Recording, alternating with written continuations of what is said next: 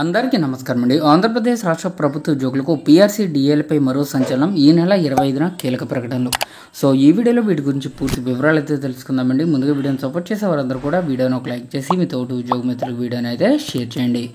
ఛానల్ని first టైంగా visit చేసినట్లయితే తప్పనిసరిగా సబ్స్క్రైబ్ చేసుకుని పక్కన బెల్ సింబల్ యాక్టివేట్ చేసుకోండి. ప్రభుత్వ తీరుపై ఉపాధ్యాయుల్లో తీవ్ర వ్యతిరేకత.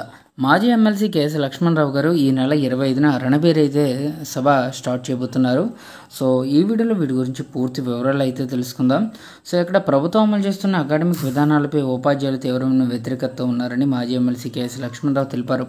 యూడీఎఫ్ ఆధ్వర్యంలో ఈ నెల 25న తలపెట్టిన రణబేరి సభ పోస్టర్లను ఆదివారం బ్రాడీపేటలో యూడీఎఫ్ జిల్లా కార్యాలయంలో ఆవిష్కరించారు.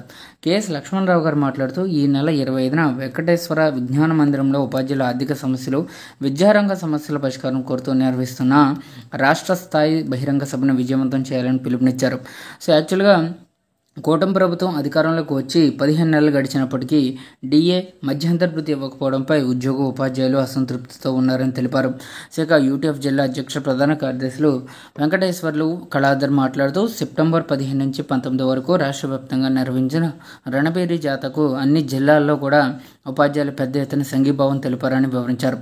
ఈ నెల 25న తలపెట్టిన రణబేరి ముగింపు సభలో కూడా అన్ని జిల్లాల నుంచి ఉపాధ్యాయులు పెద్ద సంఖ్యలో పాల్గొనాలని ఆయన కోరారు. అలాగే కూటమి ప్రభుత్వం ఏర్పాటై 15 నెలలు గడిచినప్పటికీ ఉద్యోగ ఉపాధ్యాయ వర్గాలకు ఒక్క పైసా కూడా ప్రయోజనం కల్పించలేదని ఎస్టీఏ జిల్లా ప్రధాన కార్యదర్శి రామరెడ్డి గారు మండిపడ్డారు. సో యాక్చువల్గా రాష్ట్ర వ్యాప్తంగా ఉద్యోగ ఉపాధ్యాయుల్లో తీవ్ర వ్యతిరేకత అయితే నెలకొందండి. సో దసరా పండుగను పురస్కరించుకునైనా కనీసం డిఏ బకాయిలైనా రిలీజ్ చేయాలి, లేకపోతే పీఆర్సీ కమిషన్ నియామకాన్నైనా చేపట్టాలి, లేదా మధ్యంతర్భృతి అది కూడా 30% ఇవ్వాలి అని చెప్పేసి ప్రభుత్వ ఉద్యోగులు కోరుతున్నారు.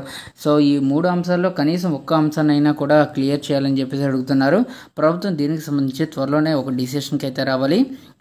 సో దేశంలోకెల్లా అత్యధిక వృద్ధి రేటు నమోదులో మనమే ఉన్నామని పదే పదే చెప్పుకునే ముఖ్యమంత్రి మరి ఉద్యోగులకు న్యాయంగా రావాల్సిన ప్రయోజనాలకు ఎందుకు గండి కొడుతున్నారో చెప్పాలంటున్నారు. ఇక సంక్రాంతి, దీపావళి 2 దసరాలు వెళ్లిపోయినా ఉద్యోగులకు మాత్రం పండుగ ఆనందం లేదని, 2 డిఏలు పెండింగ్లో ఉన్నాయని, కనీసం దసరా కానుకనైనా 1 డిఏ చెల్లించాలని విజ్ఞప్తి చేశారు.